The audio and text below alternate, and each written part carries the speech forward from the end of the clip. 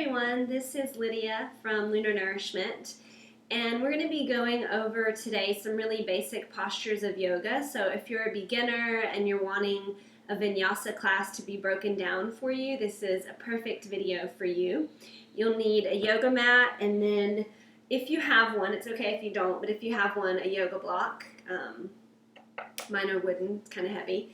But yeah, if you have a yoga block, go ahead and grab that, and then a mat. If you don't have a mat, carpet will work just fine.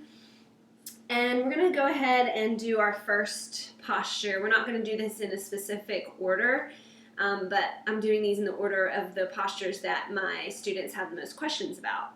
So the first one we're going to start with is downward facing dog.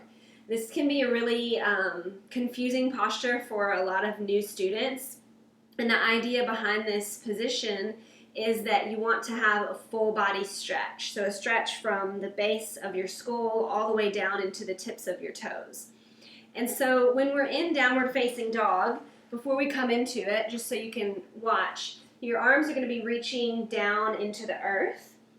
But I want you to think about having this motion of plugging your shoulder blades down. So when you're in downward facing dog and you're reaching up, rather than having your shoulders by your ears, think about plugging your shoulder blades down. So it's rolling your biceps towards the front of the room, almost like you're trying to have your hands and your fingers touch the wall behind you. So in your downward dog, when you find yourself in this position, remember to plug in. And I'll mention that a lot. So to come into your downward facing dog, because we're all different heights, our legs are different lengths, the way to know the measurement between your hands and your feet on your mat is to come into a plank or a push-up first. So coming into your push-up, you want this, not a push-up like this where you're down, but your back is nice and level, hips are level, and you want this to be the distance between your hands and your feet. So without moving hands or feet at all, you press your hips straight up and back. So this is your downward dog. My pants are loose, but you might notice that I do have a little bit of a bend in my knees, especially if you're new to this posture. Take a little bend in your knees. And here I'll show you what it is to not plug in. So here I've got a lot of tension on my wrists and my shoulders, but when I plug in, move the shoulder blades down the back, you'll see that I get more length in the spine. So go ahead and come down on the hands and knees. And notice what that felt like in your wrists. So a lot of us, when we're in, I have to sneeze.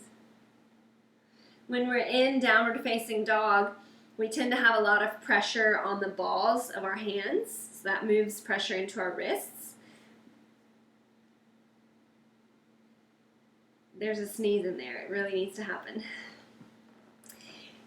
So I always tell students, when you're in downward facing dog, imagine that you have a tiny little frog or something on your mat underneath the palms of your hands, and you're trying not to smush that creature into the mat. So you want to have a little bit of space between that center space in the palm of your hand and your mat. All your fingers are spread as far apart as they can be, and when you come back into downward dog the second time, look at your hands. See if you can get your middle finger to be parallel to the side edges of your mat. So instead of your arms being out in downward dog, we want that inward motion. So biceps are rolling forwards towards the front of your room. So come into your downward dog again. Use that movement of coming into plank first so that you'll know the difference for the distance between your hands and your feet, and then press your hips straight up and back. First thing, when you get here, take a little bend in your knees, press your chest towards your thighs, bring your shoulders down your back away from your ears. All 10 fingers, if you have 10 fingers, hopefully, sorry if you don't, are spread really far apart. And you can look up at your middle finger and make sure that it's parallel to the side edges of your mat.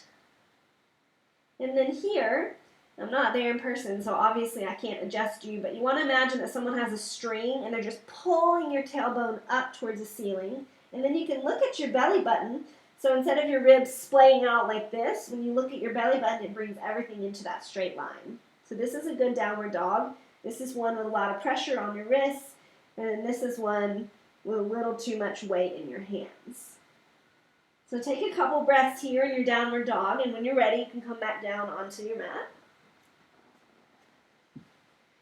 So this is video 1 of a breakdown of a vinyasa. So we started with downward dog. Our next video will be the warriors, so warrior 1 and warrior 2 standing postures, so get ready for that. But if you can, try to practice your downward dog every day. So eventually, as you get into more of a weekly or daily, hopefully, yoga practice, this downward dog will be your resting posture. So right now, if you're new to it, it probably feels like, oh, it's really hard, that's a workout. But as you get more comfortable in yoga, this will be the posture that you use to rest in.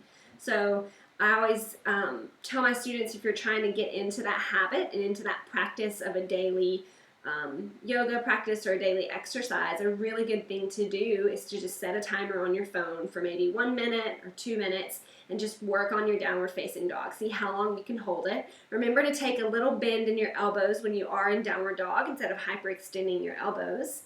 And then if you have any questions about this posture or you want further one-on-one help, just leave a comment in the email. Leave a comment in the comment section below and I'll send you an email with more tips. So I hope you enjoyed this and good luck on your downward dog. Thanks.